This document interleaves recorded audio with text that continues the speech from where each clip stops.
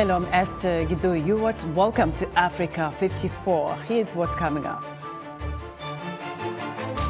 Opening statements in the hush money trial of former President Donald Trump is underway in New York. The International Monetary Fund asks countries to build fiscal resilience that can withstand unforeseen crises. And we'll have the latest Basketball Africa League highlights from Egypt. All this and much more coming up on today's Africa 54.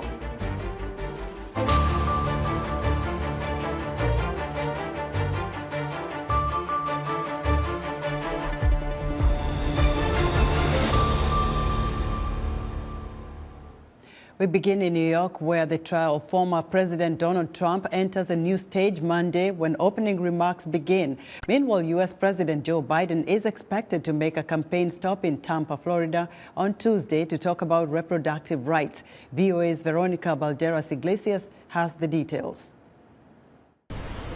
Now that 12 jurors have been selected, prosecutors and Donald Trump's defense team will make opening statements Monday in the criminal hush money trial against the former U.S. president in Manhattan, New York. He faces 34 felony counts for his alleged role in trying to hide hush money payments to women who claim to have had extramarital affairs with him before the 2016 presidential election.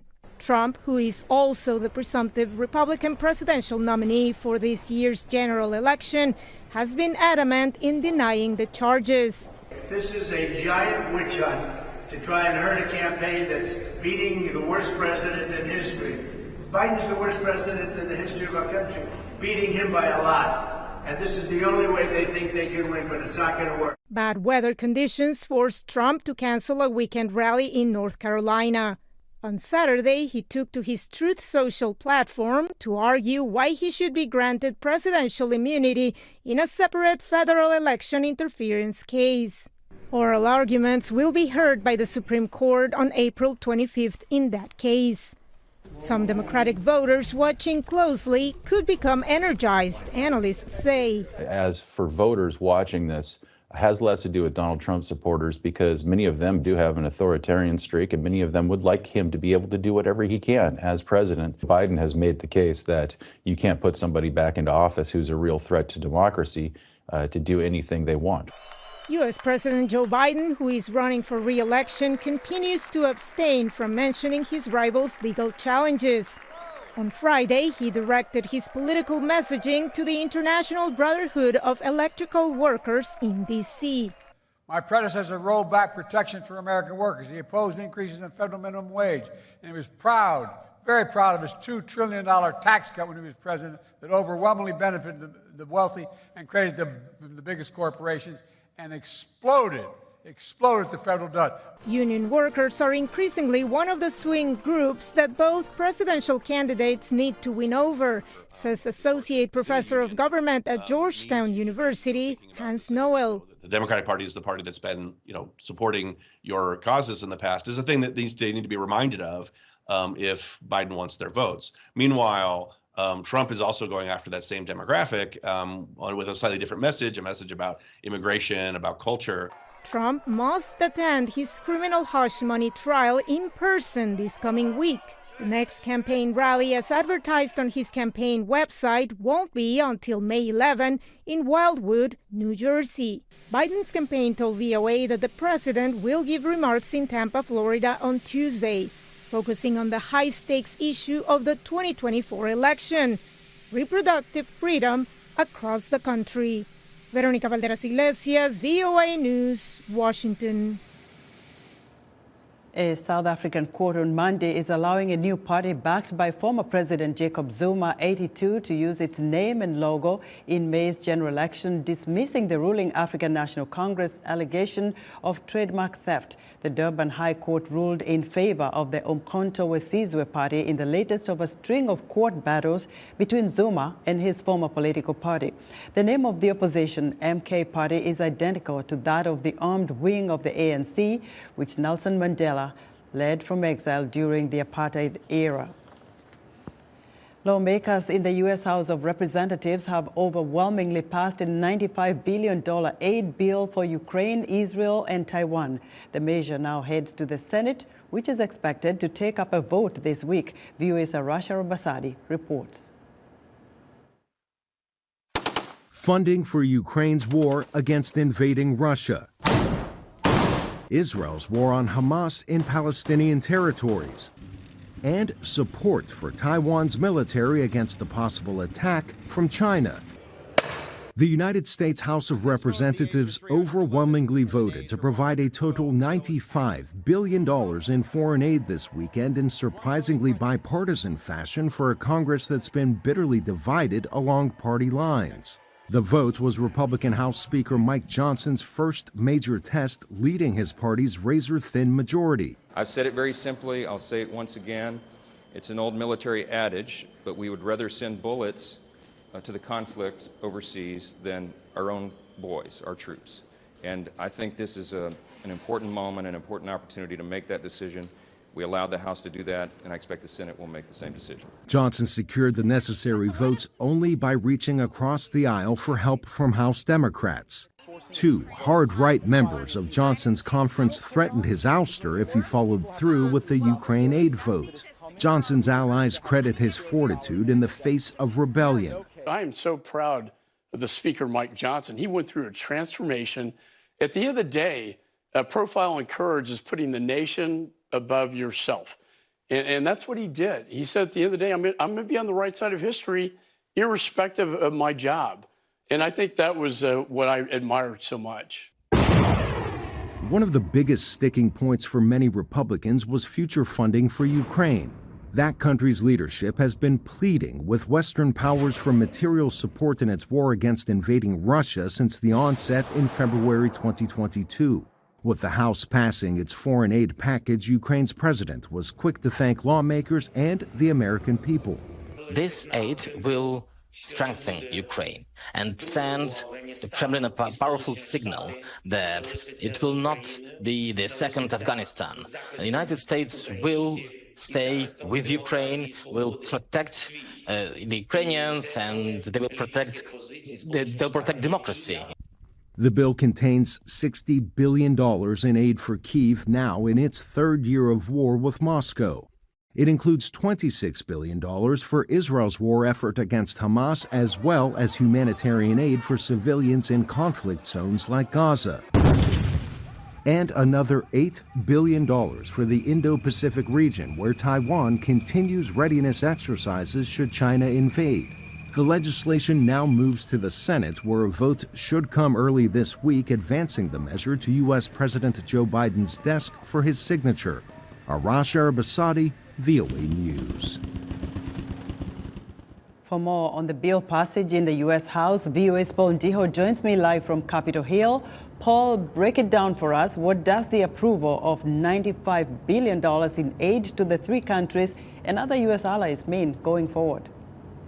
Thanks. It's significant indeed. This is the first time in about 6 months that U.S. Congress, under the leadership of Speaker Mike Johnson, decided, at least for the first time, to do it in a bipartisan way. A lot of Republicans at least worked alongside Democrats to pass this foreign aid package. What that means is that it could go to the Senate either by today or tomorrow. The Senate has indicated that it will vote on this bill, and once it's voted on, it will be taken to President Biden to sign it into law. Well, Paul, this House passed this massive, aid package against opposition hardliners in the Republican Party. Does that move in any way affect Mike Johnson's position? Absolutely. In leadership, sometimes it takes courage, political will to be willing to take risks. And I think Speaker Mike Johnson took a risk that could cost him his job. Why is this very important when you look at it from the context of the current political situation in the American context?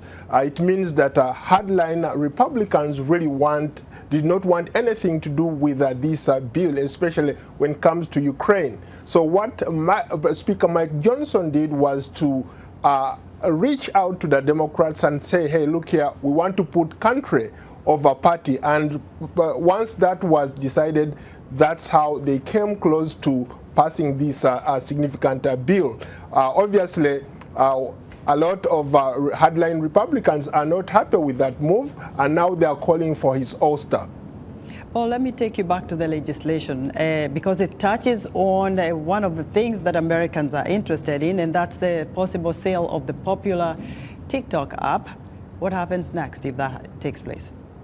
Great question, Esther. This is an election year. I think it would be a mistake for both parties really to go forward with the sale of or forcing ByteDance, the parent company of TikTok, to sell or to divest from the United States. I think you have over 150 million Americans who are on TikTok. So, and these are young people, these are people who are on it doing all sorts of things. So for any politicians really to take this away from them, it means it could come at risks. It could mean that the people who have been affected might decide not to vote in these coming elections. And every vote in this coming election is critical. So for the politicians, really, they really need to be very, very careful how they tread on this issue with TikTok.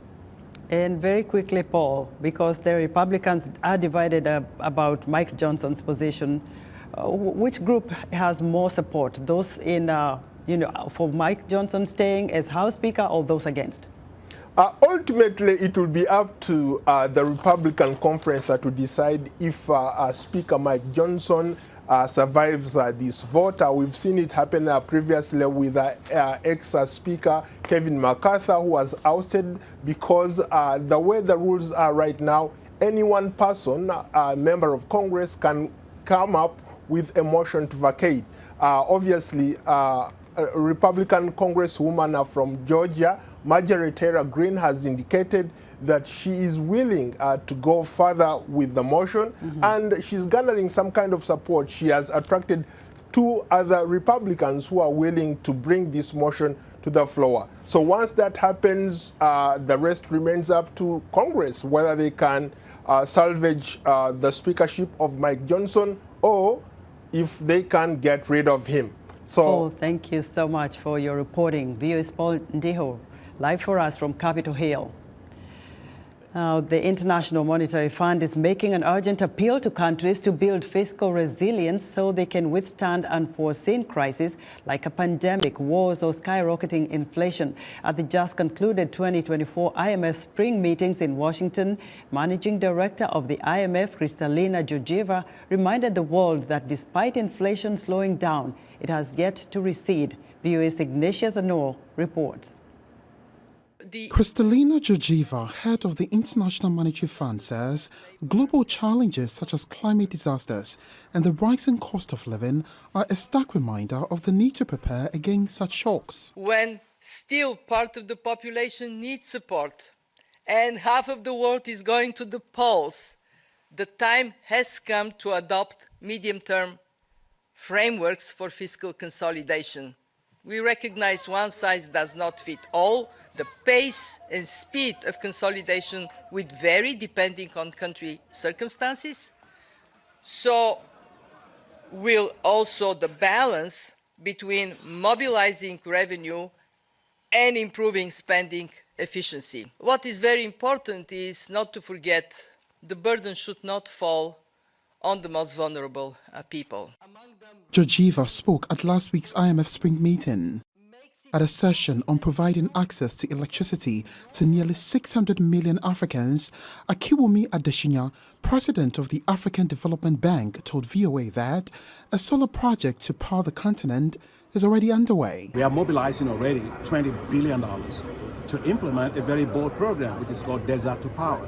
Desert to Power will develop 10,000 megawatts of electricity, connect 250 million people to electricity via the solar, all across the Sahelian countries. And that's going to be the biggest solar zone in the world when we're done with it. We already started. World Bank Group President Ajay Banja spoke to VOA about a partnership with the AfDB to get 300 million Africans connected to the electricity grid by 2030. There's the financing, which we're making commitments of more than 30 billion from IDA plus the private sector.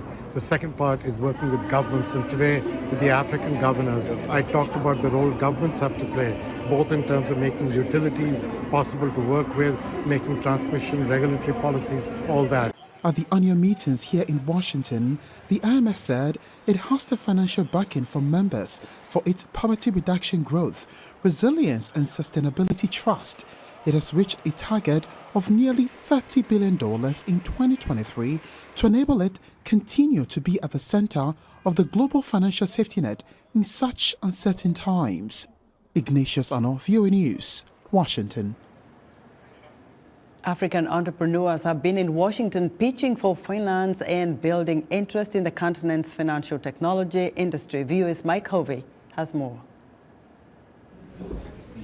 Daniel Barker is the Chief Executive Officer and President of the tech incubator nonprofit Halcyon House, which recently hosted the Africa FinTech Summit in Washington. Barker says such gatherings are crucial to helping African entrepreneurs tap into international markets and enhance the continent's economy. Over 60% of capital is going into early stage FinTech in Africa was coming from the US in 2021. That's according to Africa FinTech Summit study. So clearly there's an interest, there are resources here, and getting African founders access to those resources are really important. Halcyon House's mandate is to support high-impact startups across the world, Africa included. Barker says the summit also helps American investors learn more about Africa beyond what they hear in the news, giving them a clear picture of the entrepreneurial drive on the continent. Aisha Barnes, the president and CEO of the Greater Washington, D.C. Black Chamber of Commerce, was at this year's Africa FinTech Summit. She sees opportunities to link Black-owned and diaspora businesses here with startups on the continent. Our particular interest was really just making sure that we're building and bridging a complete networking community around Black and diasporic businesses. To that end, we were really excited about the innovation and capital conversations that were happening. Our job is to make sure that we're getting capital to the Black businesses that are in this area, but also thinking about businesses that have diasporic interest and global interest, and making sure that we can get funding, support, and preparedness for those opportunities. Experts say Africa's fintech industry is expected to reach at least $230 billion in revenue by 2025, despite the regulatory difficulties some entrepreneurs face on the continent. As a solution, Barker and other leaders in the global finance sector say more nations should embrace the African Union's Africa Continental Free Trade Area, a trade pact that embraces digital technology and easy trade across the continent. Mike Ove, VOA News, Washington. Still to come, the latest Basketball African League highlights from Egypt. Stay with us.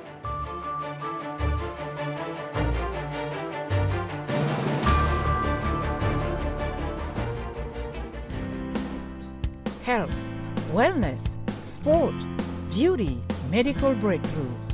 Healthy Living cares about your well-being. What are the main health concerns in Africa and around the world? Find out the latest on coronavirus. Connect with our experts and ask them questions. How long does the virus stay? Join me, Linoch Mudu, in Washington, every week on Healthy Living, right here on VOA.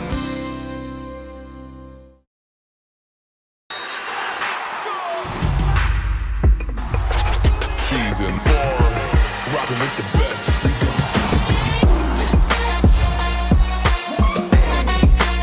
Rockin' with the best.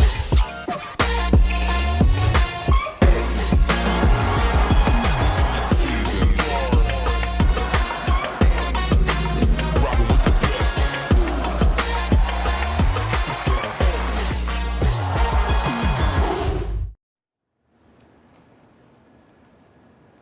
In other news, the Nigerian military says 6 soldiers have been killed in an ambush in central Nigeria where the army is fighting criminal gangs. 2 other soldiers were wounded, according to the military. Northwest and central Nigeria have for years been plagued by gangs of criminals known as bandits who raid villages, kill and abduct residents for ransom and loot and burn their homes. The United Kingdom is returning on a 6-year loan 32 gold and silver treasures looted from the Ashanti Kingdom over 150 years ago back to Ghana. The artifacts comprising 15 items from the British Museum and 17 from the Victoria and Albert Museum, originally pilfered from the court of the Ashanti King. And the first round of Mauritania's presidential election will take place on June 29th, with a possible second round on July 14th, according to a presidential decree published on Saturday. Outgoing President Mohamed Ould Ghazouani, 67, is expected to be in the clear favorite in the election, though he has not yet announced his candidacy. It's time now for the latest Basketball African League highlights from Season 4.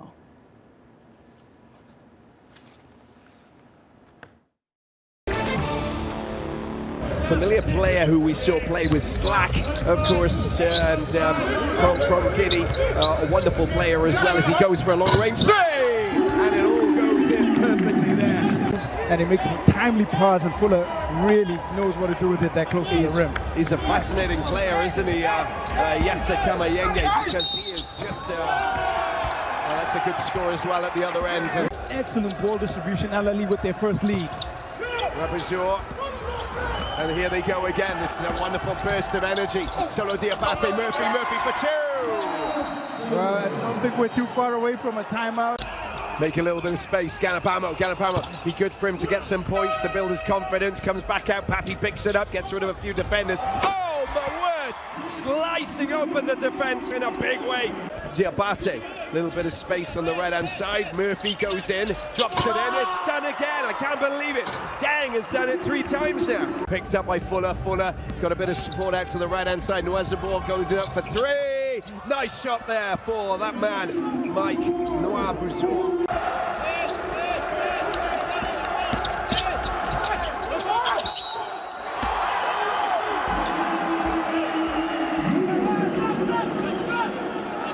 He's had a fantastic evening.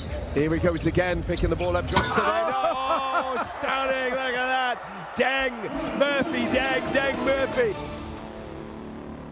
The big guns of Egypt coming up against City Oilers, Kampala's best. A team that have been here before, but they've never managed to get themselves. He comes off the elevator action, the handoff, and the finish right there at the elbow. Yeah, big move in the paint. And he does pick up the foul as well and gets the score. So he knows what kind of tactics to use, which is interesting. Yeah, definitely going to be interesting. That's a great shot down in the corner there from Prince Ali. 100% correct. Gardner getting the ball out to Gendi. Gendi trying to get himself that mid-range too. Does really well. Does really, really well. From Olosh. Great passing. Mitchell Jr. goes out to Prince Ali. Oh, bucket time, big time for Prince Ali. Great score there, indeed. Because right now it's a little bit too easy. The offense is flowing for Ali. Ramet goes up again. Oh, as he gets that's a fantastic three-pointer, and he goes to the free throw line as well. Very crafty when he scores. He goes with the left hand on that finish close to the rim. Rambert making use of Malouash. Over the top, get it in. That's the way to do it. Malouash mania has arrived. Managed to just get himself that lift. Yeah, look at the pass. That's the pass. Gets up and over. Look at that. He's not just over anybody, is he? Right on top. Not an issue for him to stay off and get some time. Is Gardner going up? Oh, it just goes in and out. Picked up by Culpepper. Nicely done, Dane Miller Jr. Malouash! Massive dunk there. The bucket. With a chance to try and get the final bucket. He's not going to shoot, is he? No, he's not. Maybe should have. Doesn't matter. 99-76. And Al-Ali get off to a winning start.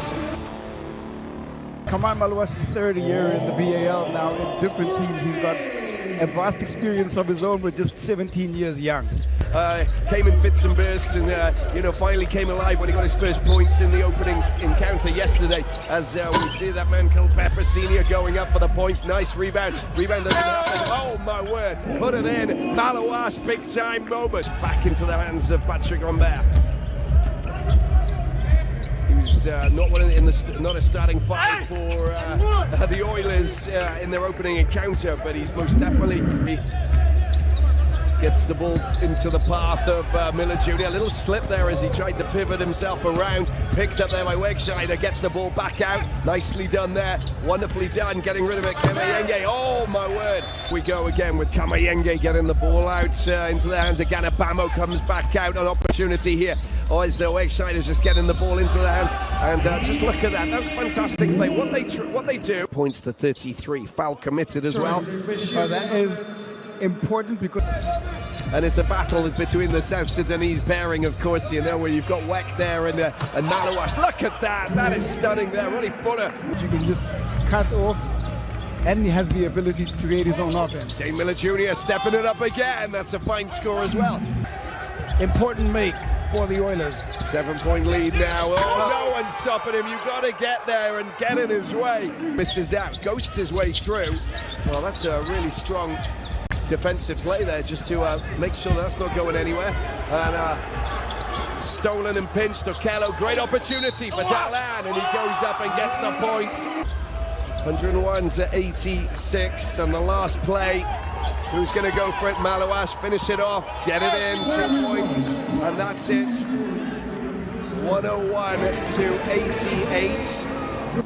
Will he be able to do it here in the fourth season? I guess that is a question as well. Here we go then, ladies and gentlemen. Showtime here in Cairo as Lyons gets hold of the ball.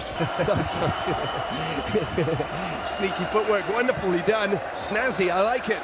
Picked up by that man Deng. Pappy picks it up. He's got support down there, but it goes in. Look at that. That is the big statement that we were looking for. We just got behind him. Now we have a look at that transition play, the drop off, and that's... I bet they've looked and probably studied what he's doing. He ghosts himself into the paint. That's a good pass, that is, to that man, Arabi. You won't stop him in that position. There's a little bit of table tennis, touching the ball above the rim, but eventually Alan Lee come away with the score on that possession. Achuil around Keju. Oh, lovely. Knowing that he's got to keep tabs on one of their star players, but littered with quality. Lyons goes up. That's a big, big bucket. Nearly a 10-second differential here as Deng picks the ball up, tries to get the ball back. Oh, stay out of there, Mitchell Jr. That is just naughty. Oh, my word. The contact on this occasion, and you look at the work from Lyons, it's been all him in the third quarter. Super. The former Al-Ali player who won his second BAL last season. Orabi gives it to Ali. Prince Ali dunks the ball for Al-Ali. 9 points now.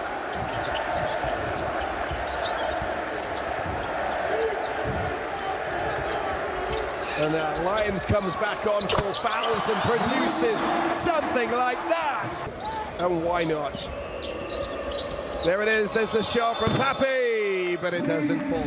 Well, it's all done and dusted here in Cairo. Bit of drama, some interesting battling, a handshake between the two coaches.